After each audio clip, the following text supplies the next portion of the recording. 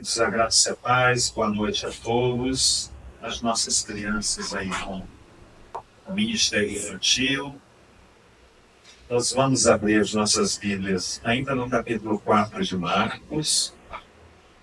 Hoje nós vamos dar início ao capítulo 5 de Marcos, mas antes de irmos ao capítulo 5, eu quero aqui de forma muito sucinta falar das últimas parábolas que antecedem a libertação do endemoniado de Gadara, né?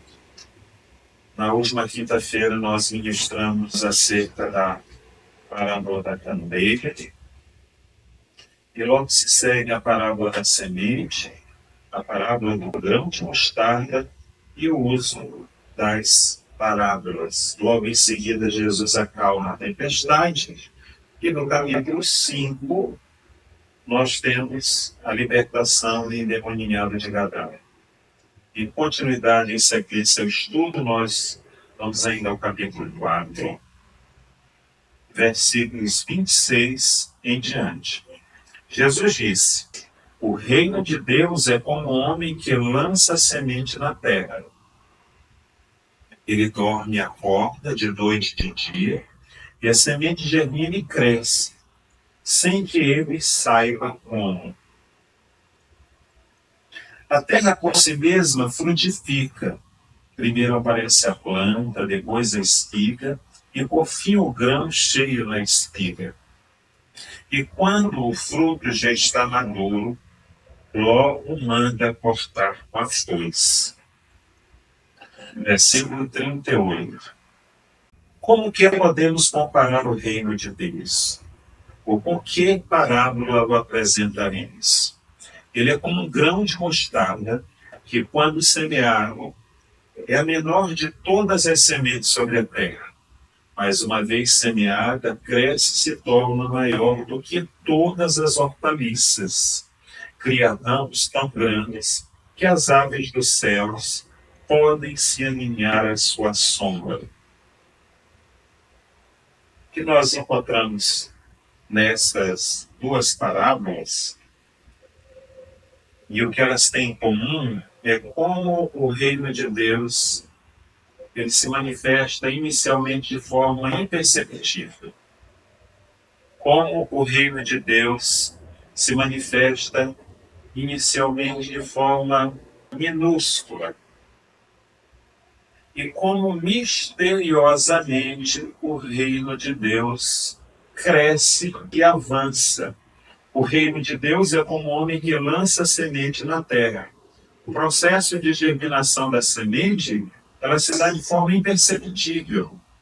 Da mesma forma, Jesus estava querendo trazer a informação aos discípulos que, embora eles fossem em um número pequeno, reduzido, resumido, a princípio de forma minúscula e insignificante, mas que o crescimento se daria de forma sobrenatural, assim como a semente germina dentro do solo.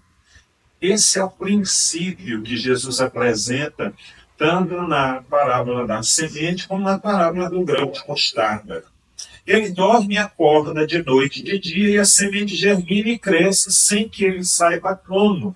Ou seja, o reino de Deus, ele expande, ele cresce, ele prospera, ele avança, independente da ação e da iniciativa humana e da vontade humana.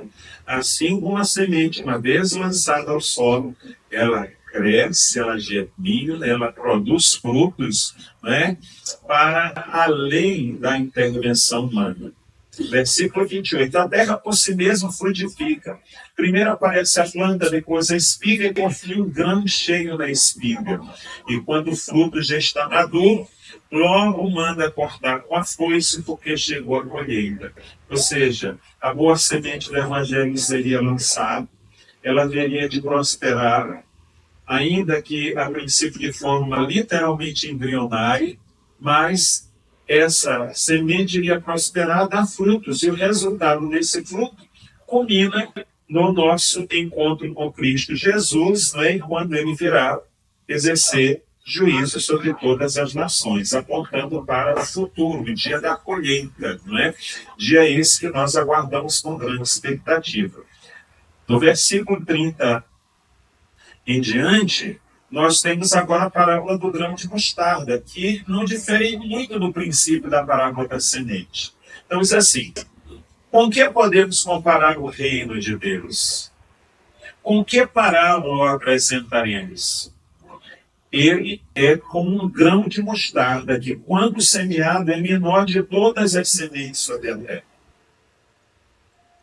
Ele é o menor. Mais uma vez, Jesus está falando, agora vamos lembrar que o grão de mostarda não é a menor de todas as sementes, ela é a menor de todas as sementes na perspectiva da Palestina, na perspectiva, porque Jesus não está dando uma aula de ciência, né? Porque aí os intelectuais de plantão vão já questionar que o grão de mostarda não é menor de todas as sementes, mas para o público de Jesus era. Tá? A gente precisa levar essas questões em consideração. Jesus está falando para o público dele. E a menor de todas as sementes, no contexto da Palestina, era mostarda, o grão de mostarda. E mais uma vez, Jesus está falando de que quão pequeno o reino de Deus se manifesta. Como de forma muito embrionária, não é? Ele se manifesta. Então, Jesus usa a menor de todas as sementes para o conhecimento do povo da Palestina em comparação com o reino de Deus. Mais uma vez, a gente precisa aprender, né, com que a Bíblia diz que nós não devemos desprezar os dias dos pequenos começos. Nós não devemos desprezar os dias dos pequenos começos. Né? Que aqueles discípulos, em um número tão reduzido, era uma grande multidão, né, para contemplar e desfrutar dos muitos milagres realizados por Jesus. Mas discípulos eram poucos.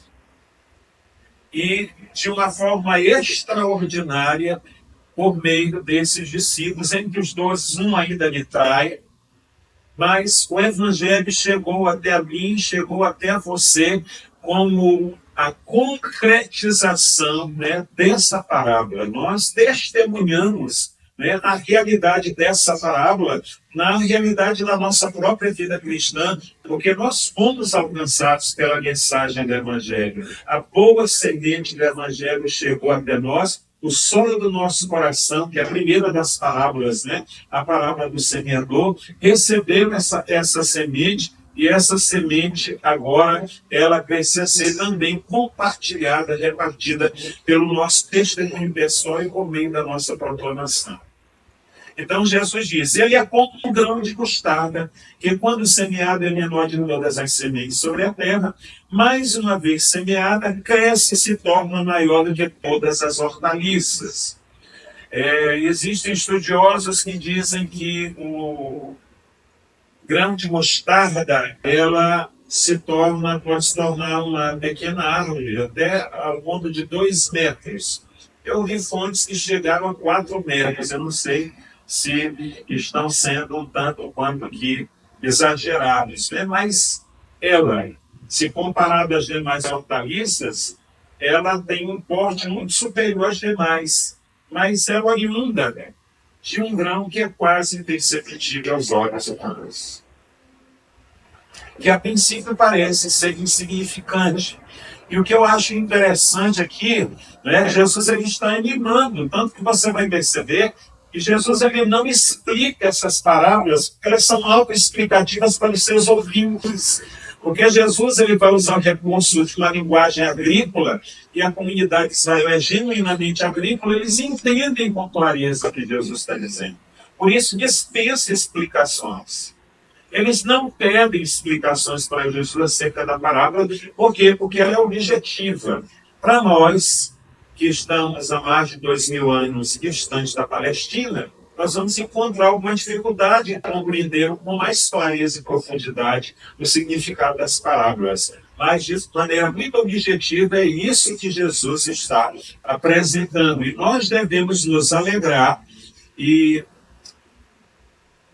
termos uma perspectiva, né, de grande esperança para um futuro que, embora de forma muito embrionária, né, mediante grandes esforços, né, apesar de iniciativas que parecem ser muito pequenas, a semelhança de um grão de mostarda, mas os resultados serão excelentes para a glória de Deus. É isso que Jesus está querendo trazer ao coração dos discípulos, está animando o coração dos discípulos. Tá? Então Jesus vai dizer: mais uma vez semeada, cresce e se torna maior do que todas as hortaliças. Cria ramos tão grandes que as aves dos céus podem se aninhar à sua sombra. Aí o Augusto Nicodemos, comentando esse texto, ele vai dizer que essas aves que vêm se aninhar dos seus galhos e desfrutar das suas sombras, elas podem apontar até para os povos gentílicos, a semelhança de mim e de você. Povos distantes que vieram se aninhar à sombra desse rei.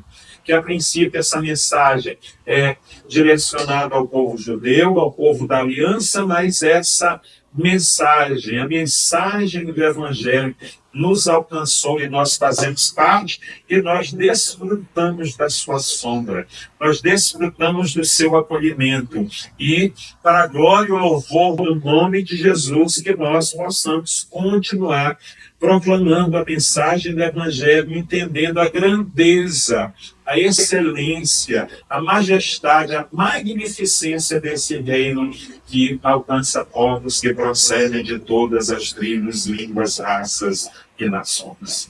Nós vamos avançando agora para o versículo 33, né? Porque Jesus ele fala por parábola, nós já havíamos estudado isso. O evangelista Marcos aponta, né, para o fato de que Jesus fala por meio de parábolas, para quê? Para que o coração endurecido dos religiosos que resistem à mensagem do Evangelho se mantenha endurecidos. A autossuficiência, né, da intelectualidade dos religiosos dos dias de Jesus os impedem de receber a simplicidade da mensagem do Evangelho, que inclusive é ministrada de forma simples, de forma ilustrativa, por meio de parábolas, mas que só alcança corações simples. Os que de fato são pobres de espírito, não são autossuficientes. E aqui, no capítulo 4, versículo 33, mais uma vez, o evangelista enfatiza o fato de que Jesus, ele tem como na sua didática, né, o principal instrumento pedagógico de Jesus para ensinar a mensagem do Evangelho é por meio de parábolas. Versículo 33. E com muitas parábolas semelhantes de Jesus, expunha a palavra conforme podiam compreendê-la. Então, de acordo com a capacidade, a condição dos seus ouvintes, né? Jesus ele compreende a limitação humana para a compreensão da revelação divina. Isso se dá de forma gradual, isso se dá de forma processual. E o evangelista diz assim: e sem parábolas não lhes falava tudo. Perdão. Sem parábolas não lhes falava tudo, porém explicava em particular aos seus próprios discípulos. Mais uma vez, diz que de forma particular. A primeira das parábolas é a parábola da candeia, quando depois da parábola do semeador vem a parábola da candeia, que é quando ele diz que a luz, a candeia ainda está debaixo do alqueire. Ou seja, essa revelação ela ainda acontece de forma processual e, a princípio, ele se revela de forma mais progressiva, de forma mais reclusa, ou seja, ao núcleo dos seus discípulos, tá bom? Então, Jesus ele tem como principal, né, fonte pedagógica para instruir acerca do reino a parábola. Sem parábolas não lhes falava. Tudo, porém, explicava em particular aos seus próprios discípulos. Agora, nós temos uma intervenção de Jesus acerca da tempestade. Agora, o evangelista Marcos ele vai apresentar o poder de Jesus.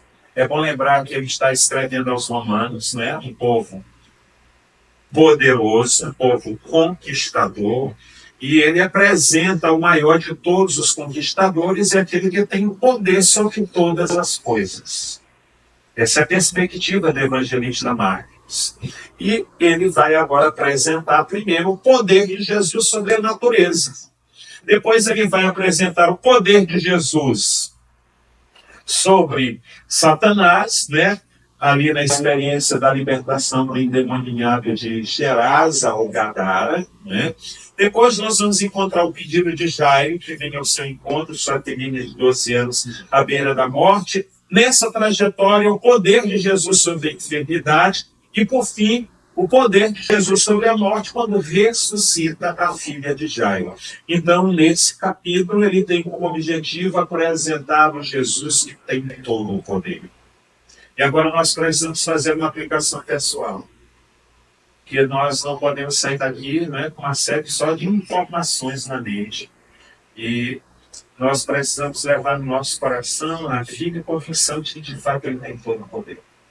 Ele tem todo o poder sobre as circunstâncias que nos alcançam de forma inesperada, assim como a tempestade. Ele tem poder sobre as forças demoníacas. Ele tem poder sobre as enfermidades. Ele tem poder sobre a morte. Ele tem todo o poder. E que o seu coração seja revestido agora dessa firme convicção, dessa fé, que deposita agora toda a nossa confiança em Cristo Jesus, que tem todo o poder. Eu não sei quais são as adversidades que, porventura, você esteja enfrentando.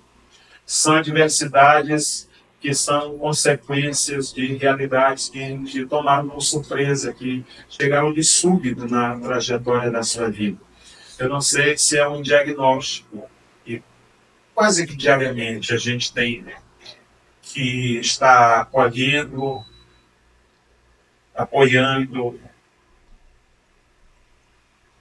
sendo de suporte para pessoas que recebem um diagnóstico noticiário. E que os prognósticos não são dos melhores. Mas nós precisamos agora, assim como Marcos, o evangelista, ele enfatiza o poder de Cristo Jesus sobre todas essas realidades, que nós possamos depositar nele toda a nossa confiança, para que nós não venhamos sucumbir diante dos muitos desafios que nós enfrentamos. Eu não sei se o seu dilema, se a sua dor consiste em realidades que parecem ser intransponíveis como a morte. Mas que nós possamos, em nome do Senhor Jesus, à medida que nós formos lendo o texto bíblico e meditando nele, que nós possamos devotar a Ele toda a nossa confiança, toda a nossa fé, toda a nossa esperança. Eu também vou ser breve aqui, porque eu já quero chegar no capítulo 5 para nós avançarmos, né? Porque senão nós não temos nem noção de quando a gente conclui o Evangelho de Marcos, tá bom? Então, o capítulo 4 ainda, versículo 35 até o versículo 41, diz assim: naquele dia, sendo já tarde, ou seja, depois de Jesus ensinar os discípulos, depois dele ensinar acerca da parábola do semeador, depois dele ensinar acerca da parábola da candeia, depois dele ensinar a parábola da semente, depois de ensinar acerca da parábola do grão de mostarda, e ele está ali ministrando, depois de toda essa trajetória de ensino, de discipulado, Jesus, ele decide passar para outra margem. E eles, despedindo a multidão, ou seja, eles estavam em Cafarnaum, agora eles atravessam o mar da Galileia, e eles estavam despedindo a multidão, e levaram assim, como estava, e eles, despedindo a multidão, levaram assim como estava no barco, e outros barcos o seguiam. Ora, levantou-se grande temporal de vento e as ondas se arremessavam contra o barco. Então a gente sabe que ali, naquele lago de Genezaré, mar da Galileia, né, são vários nomes que se atribuem. Ele estava entre montes, então a rajada de vento que vinha de forma intensa, açoitava aquele lago, não é, chamado de mar, e é comum e recorrente até os dias de hoje grandes tempestades. Pela própria estrutura da topografia do espaço, né, favorável para a formação de grandes tempestades. Nós não temos tempo aqui para dedicar acerca do assunto, mas existem muitos comentários que vão contribuir, né, para uma maior compreensão dessa realidade. Tá? Ora, levantou-se grande temporal de vento e as ondas arremessavam contra o barco, de modo que o mesmo já estava enchendo-se de água, e Jesus estava na polpa dormindo no travesseiro. O que parece que mais nos assusta não é o fato da tempestade, é o fato de Jesus estar dormindo. E eu penso que esse mesmo sentimento que se abate sobre os discípulos é o mesmo sentimento que a gente enfrenta diante de muitas tempestades da vida, sejam elas de ordem financeira, né, que são acho que as mais recorrentes, né, as mais presentes na vida da gente, pelo menos a grande maioria. Essas tempestades, e aí é bom lembrar, né, do que Marcos apresenta, o poder de Jesus, né, a tempestade que nos assola por meio de opressão maligna, né? Nós já vamos falar do fato de que o crente não pode ser possesso, mas opresso sim. Porque opressão são ações de forças malignas externas para nos afetar internamente. Isso é opressão. E o nosso adversário, ele tenta nos oprimir. Mas o apóstolo Tiago, irmão de Jesus, né? Não é um dos apóstolos, né? Se torna discípulo de Jesus após a sua ressurreição e é meio irmão de Jesus, que vai dizer que o princípio é que nós precisamos resistir ao diabo, sujeitar-nos, portanto, a Deus, ou seja, o princípio é obediência à palavra de Deus. Sujeitai-vos, portanto, a Deus, resistam ao diabo, ele fugirá de vós. Mas nós estamos sujeitos, sim, à opressão por parte do nosso adversário. Mas seja qual for a dificuldade que porventura nós estejamos enfrentando, é bom lembrar Jesus, a trajetória de vida. Ele diz: eis que estou convosco todos os dias até a consumação dos séculos. Nós cremos que Ele está conosco todos os dias. Jesus estava na polpa, dormindo sobre um travesseiro. Os discípulos o acordaram e lhe disseram: Mestre, o Senhor não se importa que pereçamos? O fato de Jesus estar no barco não impede as tempestades da vida. E não havia nada de errado ali. Não havia nada de errado. Não havia a denúncia da presença de pecado na vida dos discípulos, que Jesus é santo, então é impossível pensar qualquer coisa acerca de Jesus sendo santo, santo, santo. Não havia nada de errado naquele local, mas ainda assim as tempestades sobrevêm em realidades de vidas que estão em obediência, em compromisso.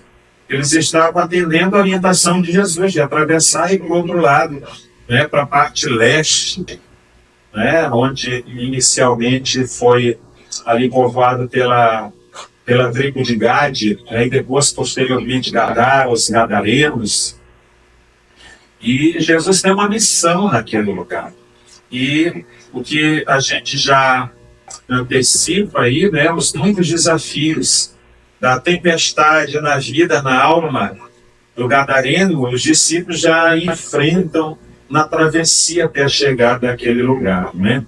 Então nós estamos suscetíveis a enfrentar as tempestades da vida, né? A vida não é uma colônia de férias, né? A vida é um campo de guerra. E os discípulos dizem: Mestre, o Senhor não se importa que pereçamos? Muitas vezes parece que esse sentimento quer assolar o nosso coração, né? E ele, despertando, repreendeu o vento e disse ao mar. Então a atitude imediata de Jesus: acalma-te, fique quieto. O vento se aquietou e tudo ficou bem calmo. Então Jesus lhe perguntou: Por que vocês são tão medrosos? Em outras traduções, tímidos, né? Essa timidez é a falta de intrepidez no exercício da fé. Essa é a timidez que Jesus tanto repreende, não é? Não é a timidez de você ter dificuldade de falar em público, não é a timidez de você ser uma pessoa mais recatada, de você ter receio de uma exposição, não é da timidez de você ser econômico nas palavras, falar pouco, né? Não é esse tipo de timidez. O que Jesus está aí advertindo, né? Exortando, é a falta da disposição para o exercício da fé. Muitas vezes nós enfrentamos tempestades para que nós possamos ter a oportunidade do exercício da nossa fé. E a minha oração é que quanto a mim, que quanto aos irmãos, quanto àqueles que estão nos ouvindo, eu não sei se hoje a gente está conseguindo transmitir, o povo está conseguindo transmitir, positivo, glória a Deus por isso, né? Porque nós estamos aí com uma dificuldade com a mesa, depois no final nós vamos falar sobre isso, né? Mesa de som, as graças a Deus. Então quem vai acessar o canal no YouTube, né? Eu não sei quais são as dificuldades, né? Uma revolta que se levanta, mas que nós possamos ter a alegria de ver o milagre, contemplar a intervenção de Jesus como resultado do exercício da nossa fé. Isso edifica, né? Isso traz maturidade à vida cristã, né? A nossa experiência com Cristo em depositar em Cristo totalmente a nossa fé. Jesus diz: por que vocês são tão medrosos? Como é que ainda não tem fé? Né? Jesus acaba de ter um discipulado intenso, falando inclusive desse grão de mostarda, que depois ele vai usar como exemplo e modelo para o exercício da fé, né? Que começa pequena e que não precisa ser nada, né, de extraordinário, que não precisa ser nada sobre-humano, né? Mas é a submissão da nossa humanidade à autoridade divina, né? E Jesus está aí advertindo os discípulos, e muitas vezes quem ensina vive esse desapontamento. Poxa, eu terminei de ensinar, passei o tempo todo me dedicando, né? E Jesus, sem essa mesma dificuldade que nós enfrentamos, que ele é pleno, é perfeito, ele é o Logos, ele é a palavra, ele é a verdade, né? Mas agora trazendo para a nossa experiência, né? Que temos, né, a tarefa de compartilhar o Evangelho, né? Às vezes nos dedicamos tanto, né, para a compreensão daquela verdade, transmitida da forma mais compreensível e acessível, e muitas vezes a gente não tem o retorno, mas que nós sejamos graciosos com Cristo, tem sido gracioso conosco, né? E eles, possuídos de grande temor, diziam uns aos outros: quem é este que até o vento e o mar lhe obedecem? Então é esse Jesus que, sob os seus pés, se submetem todas as coisas, todos os reinos, todos os domínios. Ele que tem todo o poder sobre a morte, sobre o diabo, sobre a natureza. Ele é o Senhor sobre todas as coisas. Que a compreensão dessas verdades possa encher o nosso coração de fé e que nós possamos sair daqui renovados em força, renovados na nossa fé, sabendo que de fato Ele tem todo o poder, qual seja a dificuldade que porventura nós estejamos enfrentando. Agora no capítulo 5, né, nós estamos tentando ser bem sucintos para chegar aqui no capítulo 5, para avançarmos, né, na direção dessa intervenção de Jesus sobre as hostes do mal, sobre a fúria do diabo e como Satanás se levanta com fúria, né? Esse mesmo texto, ele é relatado em 2 outros evangelhos sinópticos, né? É no capítulo 8, versículos 28 a 34 de Mateus, e o capítulo 8, versículos 36 a 39 do evangelho de Lucas, e agora no capítulo 5, do versículo 1 até o versículo 20 do Evangelho de Marcos, nós encontramos o relato da libertação desse homem, né? Mateus vai falar de que são 2, indivíduos, mas Marcos, ele devota a sua atenção a um. Então não há contradição, né? O texto não fala que tenho mais de dois, mas poderia ter haver mais. E por que a ênfase é dada a um? Porque é provável que esse era o que havia se evidenciado, dado a ação, a intervenção, né, destruidora de Satanás sobre a sua vida. Então, o problema aqui não é que há nenhuma incoerência no texto bíblico, no relato dos demais evangelistas, em especial de Mateus. O que há aqui é o fato de que o evangelista Marcos, ele foca em um indivíduo que é muito provável que, de fato, exige maior atenção. Tá? Então, vamos agora no capítulo 5, a partir do versículo 1, ler o texto e depois nós vamos compartilhando com os amados. Jesus e os discípulos chegaram à outra margem do mar, a terra dos Gerazenos e a mesma terra dos Gadarenos. Ao desembarcar, logo um homem possuído de espírito imundo veio dos túmulos ao encontro de Jesus. Esse homem vivia nos túmulos e ninguém poderia prendê-lo, nem mesmo concorrentes, porque tendo sido muitas vezes preso com correntes e cadeias, as cadeias foram quebradas por ele. Esse homem era de uma força descomunal. A gente até percebe aí que o evangelista narra a iniciativa, né, daquela comunidade em Ponteiro sem sucesso. As correntes foram despedaçadas e ninguém conseguia dominá-lo. Andava sempre de noite e de dia gritando por entre os túmulos e pelos montes ferindo-se com pedras. Quando de longe viu Jesus, correu e prostrou-se diante dele, gritando em alta voz. Então, nós já vemos aí a sujeição, a submissão dos demônios diante da autoridade da pessoa de Jesus. E eles não vêm para honrá-lo, né?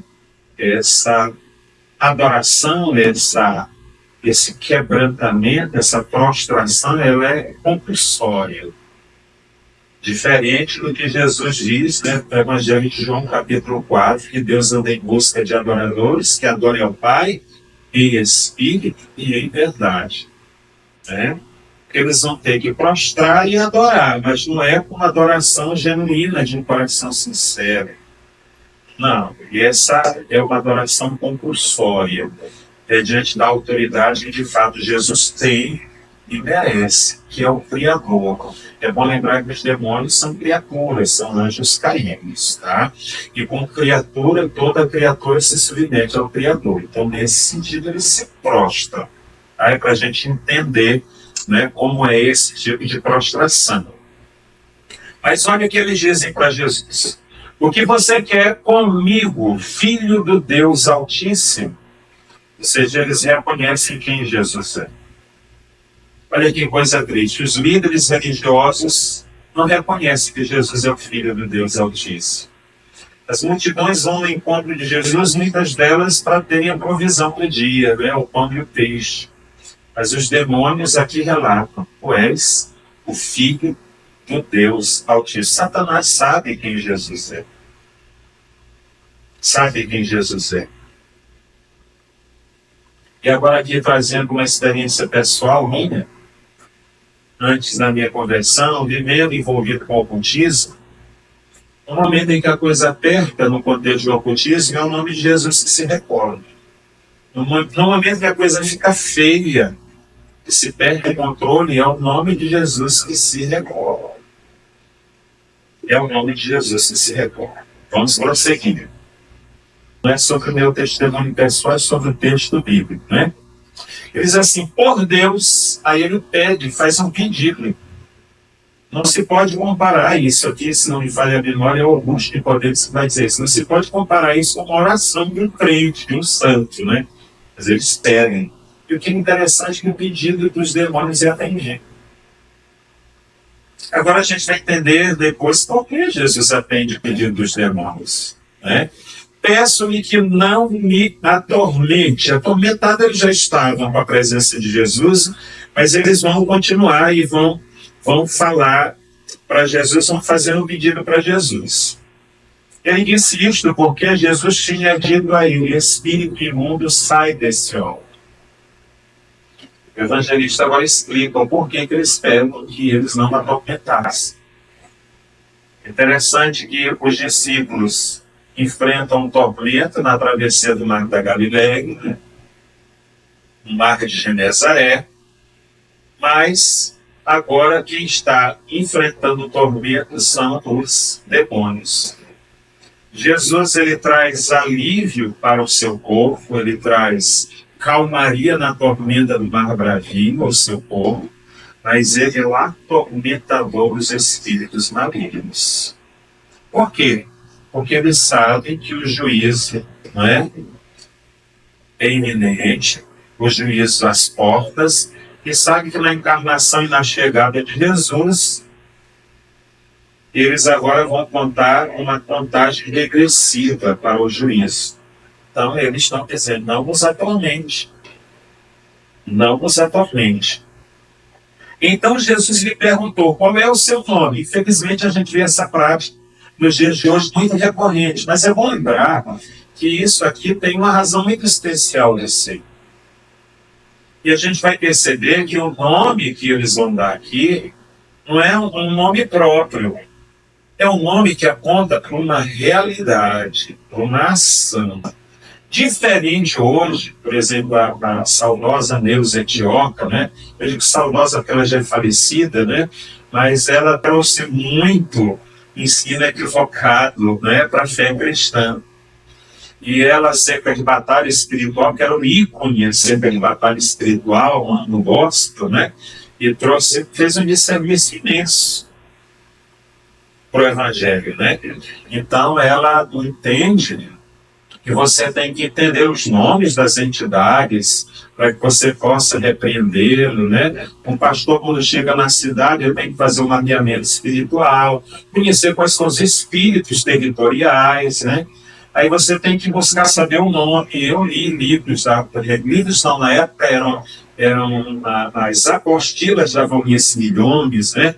Que ela enumerava os nomes das entidades. A gente tinha que saber, né? Você vê que disseram isso, irmãos.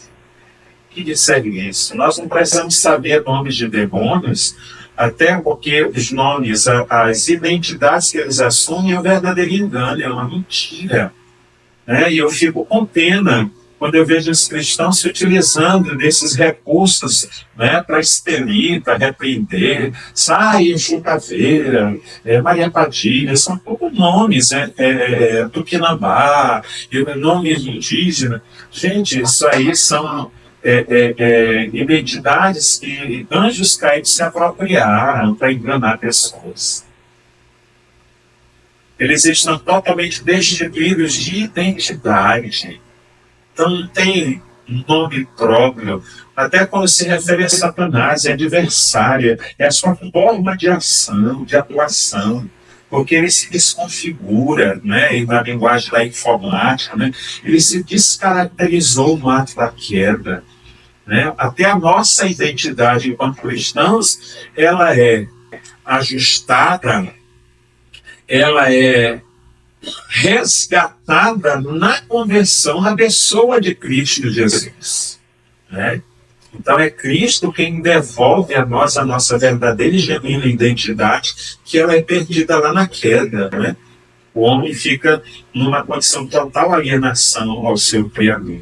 E muito menos no que diz respeito às forças de Satanás, a ação do diabo, das trevas. Então Jesus, quando pergunta qual é o teu nome, Jesus tem um propósito para isso. Né? Diferente de hoje, que algumas pseudas igrejas, elas dão no microfone e Satanás faz a festa, e mente, e a turma ainda entra em pau.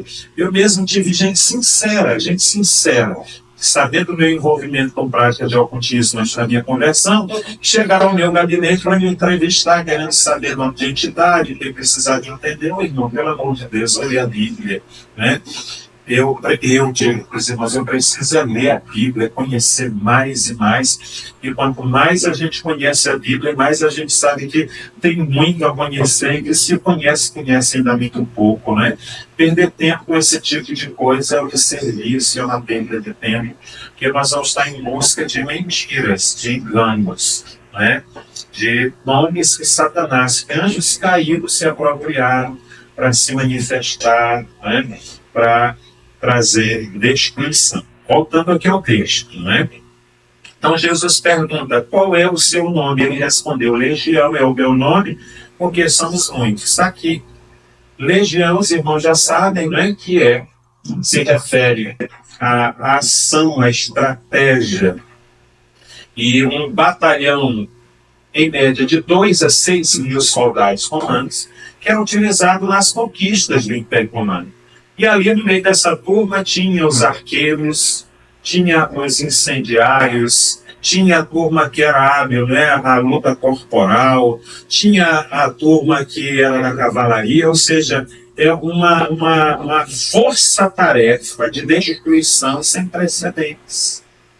É isso que o texto, né, e é isso que a pergunta de Jesus suscita, para que nós entendamos a forma de atuação do nosso adversário. A força-tarefa de Satanás empreende com seu propósito de destruição. É bem verdade que em João capítulo 10, versículo 10, diz que o ladrão não veio senão matar, roubar e destruir. A princípio está falando de quem? Está falando do falso pastor, o mercenário. Mas por trás é a figura de Satanás. Tá? A figura de Satanás está implícita ali. A princípio, Jesus está falando de quem? Do mercenário. Do indivíduo que se apropria das ovelhas e explora as ovelhas, como infelizmente é muito recorrente, né, e prospera cada vez mais, e parece que essa realidade, e a realidade mais cresce, porque o falso pastor, ele tem sempre na sua comunicação a mensagem que a pseudo-ovelha deseja ouvir, né? E o genuíno pastor está ali para divertir, para corrigir, para falar verdades que na maioria das vezes, né, a pessoa não quer ouvir, porque hoje dificilmente alguém quer ouvir sobre arrepender-se, correção, reconhecimento de pecado, mudança de vida. A gente quer sempre se ajustando, né? E se adaptando e sendo aceito sem mudanças. O que o Evangelho exige, mudanças e mudanças constantes, né? Voltando aqui ao texto. Então, essa realidade, né, da ação destruidora de Satanás, que o texto e o próprio Jesus se propõe a deixar como ensino para os seus ouvintes. É claro que Jesus, em sua onisciência e presciência, ele sabia que essas verdades um dia nos alcançariam. Então, quando a gente olhar para o texto, entender o que o texto se propõe com esse fato, com essa informação. É para que nós entendamos qual é a ação destruidora do nosso adversário, não para que nós venhamos temê-lo, porque o apóstolo João vai dizer na sua carta que aquele que está em Cristo maligno não lhe toca. E é bom lembrar que ele só, para tocar, ele precisa da autorização divina. Desde o Antigo Testamento, não é sem razão que no livro de Jó, para Satanás tocar em Jó, ele teve que ter autorização do próprio Deus. Ele só foi aonde Deus permitiu que ele fosse, voltando a falar de Martinho Lutero, que disse que Satanás é um não na coleira de Deus. Ele só vai onde Deus permite, né? Mas nós não podemos subestimar as sutilezas de Satanás. Aqui no Dia das Crianças, né, o pastor Evanilson com sua filhinha, né, ministrar o coração da igreja das crianças, né, cujo tema é pecado não é brinquedo.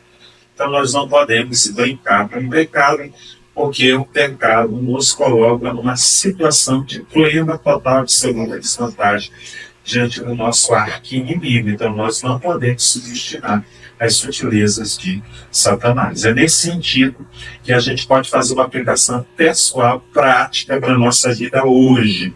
É o que eu mais me preocupo quando eu estou estudando o texto de Jesus. Me ajuda a trazer uma lição prática, uma lição, né? Porque não adianta a gente mergulhar muito profundamente em aspectos teológicos que às vezes alcançam tão poucos, né?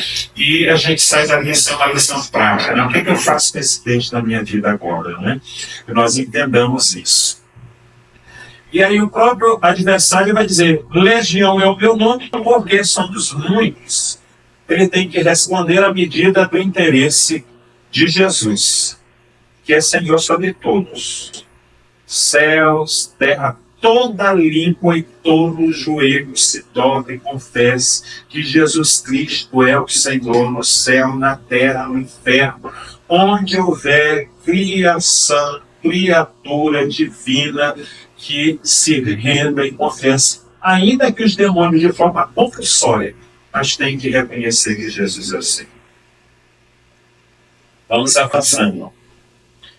Versículo 10. E pediu-lhe com insistência, olha aí o pedido. Ele começa dizendo, olha, tu viestes atormentar-nos, aí agora chega o pedido, não nos atormente, aí ele chega no que é o seu interesse, diz assim, e pediu-lhe com insistência que não mandasse para fora do país. Aí a turma da batalha espiritual entende que existem espíritos territoriais e que existem espíritos que agem em determinados aspectos, em determinadas culturas de uma forma muito singular e que aquilo são potestades, são castas. Mas aí a gente precisa entender acerca de que a nossa batalha espiritual ela é uma realidade em qualquer cultura, em qualquer contexto. Não existe nenhuma realidade no mundo que esteja fora do alcance, né, do que Paulo vai escrever no capítulo 6 aos Efésios, né, dessa nossa luta e que nós precisamos nos revestir da armadura de Deus, que nós estamos lutando com principados, potestades neste mundo tenebroso. Agora o que acontece é que esses espíritos malignos, eles se apropriam indevidamente de aspectos culturais. E dentro de cada cultura ele vai se adaptando, se ajustando, se moldando e deformando a cultura. Tá? Mas nós precisamos também entender que existem singularidades entre os povos. Né? Todos os povos têm as suas singularidades. O que acontece é que essa ação tenebrosa, essa ação maligna, não é?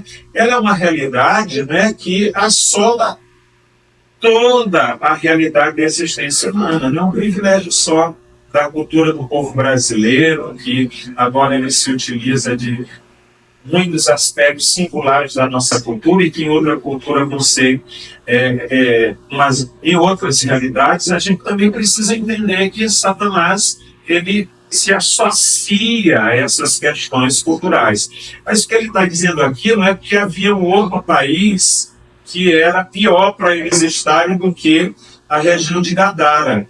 O que eles estão dizendo aqui, o que o texto me faz compreender, que ele está dizendo, não nos tire daqui.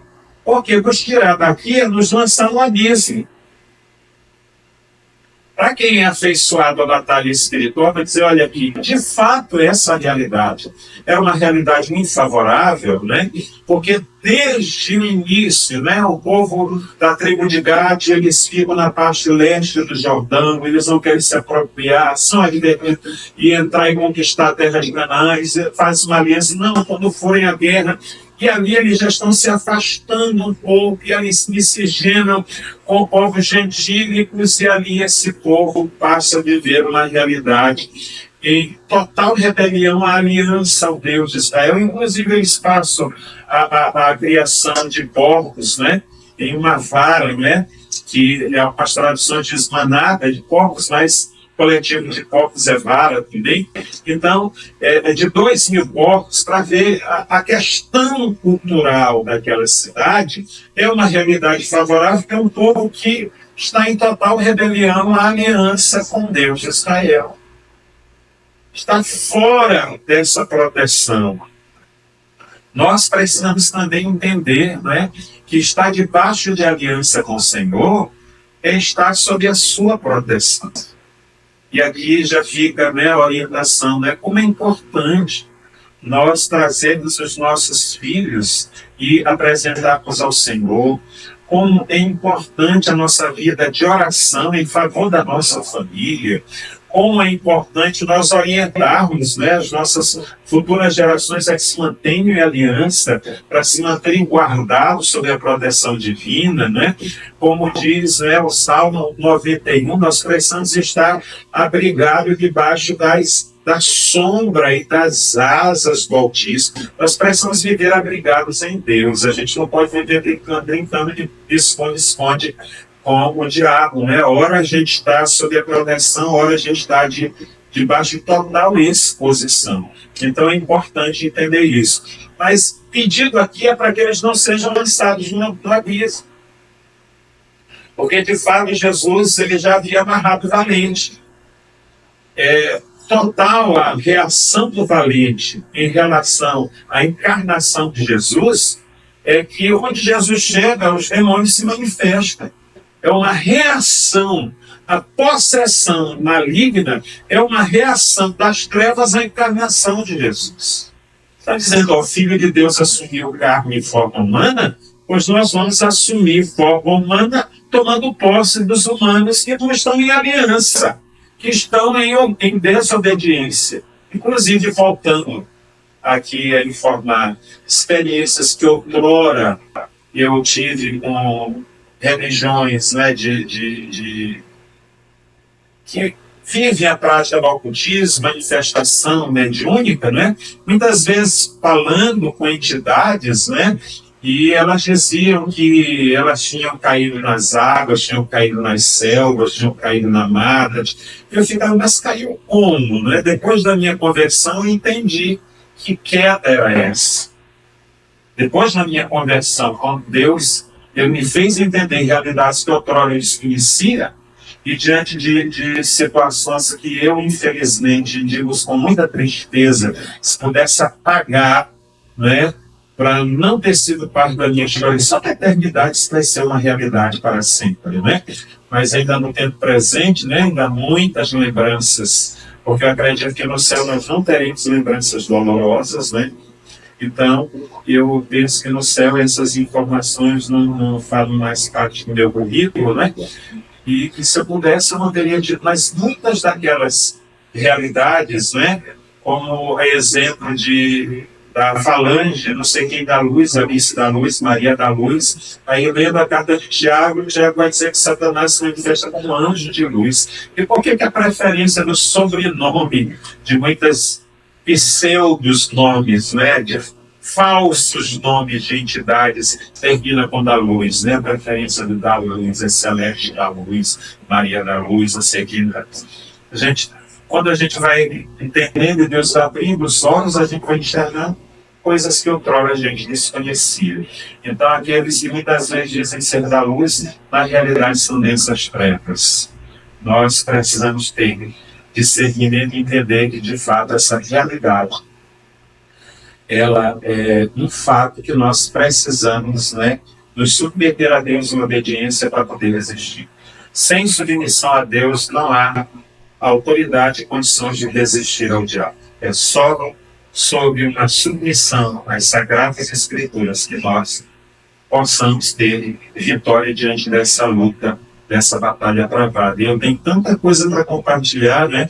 Tem aqui muita contribuição, e aí eu tenho dito, né, que a gente tem se utilizado no material do doutor Itami Neves, né, uma autoridade que eu tenho muito carinho, é um amigo pessoal, e eu tenho muita informação que ele contribui no seu comentário ao Evangelho de Marcos, mas eu estou aqui só preso aqui ao texto, tentando fazer aqui um pouco dessa introdução para pontuar alguns aspectos importantes. Mas vamos prosseguir. Então, pediu insistentemente que o não mandasse para fora do país. Ora, uma grande manada de porcos estava pastando ali pelo monte. Né? Então, aqui a tradução é manada, então coletivo, tanto manada como vara, né? Para porcos, coletivo de porcos. E os espíritos humanos, e os espíritos imundos pediram a Jesus: mande-nos para os porcos para que entremos neles. Aí a gente já vai perceber a necessidade que os espíritos malignos têm de possuírem corpos. Eles foram destituídos de habitação. Eles saíram do seu lugar de habitação original, que era servindo diante do Senhor, e agora eles foram destituídos de habitação. Eles andam em busca de habitação, e aí eles querem habitar e possuir, né, corpos, sejam eles de humanos, como aqui o texto é claro, seja de animais. Então, nós vemos como o nosso adversário ele é terrível, né? Ele quer se apropriar, ele quer se apoderar de pessoas. E aí, na impossibilidade de se apropriar de pessoas, ele faz a opção de se apropriar de corpos de animais. Ou seja, o que eles não querem é serem lançados no abismo, serem lançados em cadeias. Porque o livro de Apocalipse vai nos dizer que já existem espíritos em cadeias. Já existem espíritos em grilhões, né? Já estão em cadeias, aguardando o momento, né, da consumação de todas as coisas, né? Então, o que eles querem é uma opção que não seja estarem em cadeias, aprisionados eternamente. Mande-nos para os corpos para que entremos neles. E o que mais eu fico surpreso é que Jesus autorizou. E Jesus o permitiu. Então, saindo os espíritos imundos, entraram nos corpos. E a manada, que era cerca de 2.000, aí é para a gente ver a violência, a truculência. Aí para a gente ver aqui, perceber a forma de ação destruidora, precipitou o despenhadeiro abaixo para dentro do mar, onde se afogaram. Ou seja, a habitação ali foi por um breve momento. Os que tratavam dos corpos fugiram e foram anunciados na cidade pelos campos. É só que eles levam uma informação, mas eles não levam como boas novas, eles não levam como evangelho, né? Porque evangelho é boa notícia. Embora tenha sido evangelho que tenha chegado até eles, as boas novas de libertação, de transformação, de redenção, mas eles não recebem as boas novas como boas novas. Eles não recebem o evangelho como boas notícias. Então o povo saiu lá vendo o que tinha acontecido. Aproximando-se de Jesus, viram o endemoniado, o que antes estava dominado pela legião. Agora, o próprio texto já vai fazer uso, né, do contexto aqui, do que foi dito aqui, de que, de fato, era uma grande quantidade de demônios, né, na vida desse homem, assentado, vestido em perfeito juízo, e temeram. Temeram a quem? Temeram a Jesus. Temeram a autoridade de Jesus. Os que haviam presenciado os fatos contaram-lhes o que tinha acontecido ao endemoniado e também falaram a respeito dos corpos. Começaram a pedir com insistência que Jesus se retirasse da terra deles. Aí a gente percebe aqui que são pessoas que dão mais valores a corpos do que a libertação genuína de um indivíduo. Aí as questões financeiras, né, falam mais alto do que a libertação de um indivíduo. A transformação de uma vida tem menos valor, né, do que a condição econômica daqueles que assistem. Jesus dá um grande prejuízo aos porteiros. É um grande prejuízo que eles enfrentam. Né? 2.000 porcos. Né? Quando Jesus estava entrando no barco, aquele que antes estava possuído pelos demônios pediu com insistência que Jesus o deixasse ficar com ele. E aí o que é interessante é que o pedido dele Jesus não atende. Jesus não atende o pedido desse homem, mas claro que tem uma razão por demais excelente. Jesus, porém, não permitiu, ao contrário, ordenou-lhe. Esse é um discípulo que permanece, né, na região de Gadara. E ele vai evangelizar as 10 cidades ali em torno daquela região, né, que é Decápolis, ou seja, 10 cidades. É um evangelista, porque ele se mantém onde Jesus não podia estar. Né? Muitas vezes, né, a nossa experiência de conversão, a nossa experiência de transformação, de redenção, ela não exige de nós uma mudança geográfica, né? E pelo contrário, às vezes Jesus quer que nós estejamos onde Ele nos alcançou para que nós sejamos instrumentos em suas mãos, para que a mensagem do Evangelho, para que essa semente que chega minúscula, ela cresça e alcance povos, famílias de Decápolis, das 10 cidades. Então, o que Jesus diz? Vá para a sua casa. Por quê? Porque esse homem não vivia em casa, esse homem tinha família, mas não podia viver em casa. Porque esse homem era uma máquina de destruição. Esse homem era um indivíduo que não podia viver em sociedade, em comunidade. Esse homem era uma pessoa que vivia, né, à margem, literalmente. Conte-nos tudo o que o Senhor fez por você e como teve compaixão de você. Então ele foi, começou a proclamar, louvado seja Deus, é o discípulo de Jesus em Gadara, né? Ou em Gerasa, como queiram, né? Então ele foi e começou a proclamar em Decápolis tudo o que Jesus lhe tinha feito e todos se admiravam. E eu acredito que a admiração daquele povo deve ter gerado uma reflexão e transformação de vida no encontro com a mensagem do Evangelho.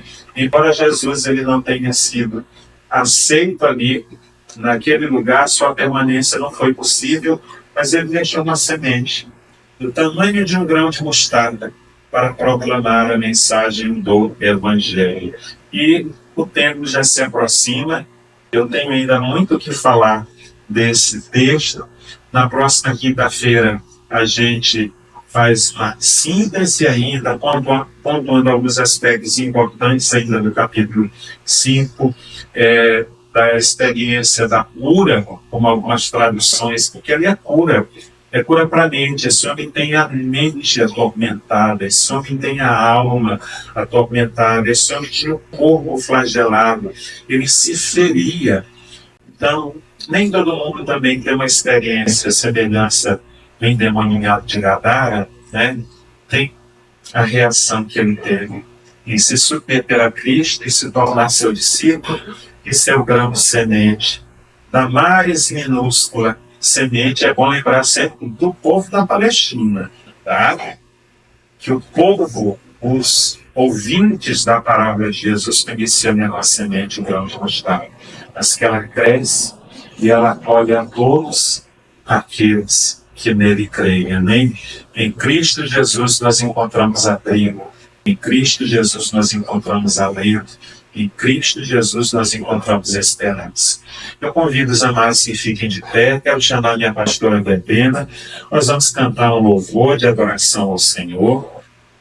Nós vamos trazer os dízimos e ofertas e logo depois eu vou dar uma palavra sobre a mesa de som, né? Já ficando aqui o pessoal do louvor, aqui a presença da pastora Verbena. Vamos louvar ao Senhor, bendizer o seu nome, exaltar, engrandecê-lo. Você que trouxe seu dízimo e sua oferta, você pode servir com alegria. Se você desejar fazer no conforto, da comodidade da sua cadeira, tem um QR Code aí no verso aí da sua poltrona. E nós estamos e somos muito gratos, né, pela contribuição dos amados na realização dessa obra. Amém? Vamos engrandecer ao Senhor. Vamos nos colocar de pé, vamos orar ao Senhor, vamos bendizer o seu nome. Querido Deus, nós louvamos o teu nome, bendizemos e exaltamos. Deus, te somos gratos e nos ensina a confiar que tudo está em tuas mãos. Tudo está em tuas mãos. Leva-nos na tua paz para os nossos lares. E que o amor de Deus e Pai, a graça de Cristo Jesus, as doces consolações e a comunhão do Espírito seja com o teu povo, que abençoado diz. Dá um abraço bem forte quem está do lado, aos nossos amados que estão conosco por meio das redes sociais. Que Deus os abençoe ricamente.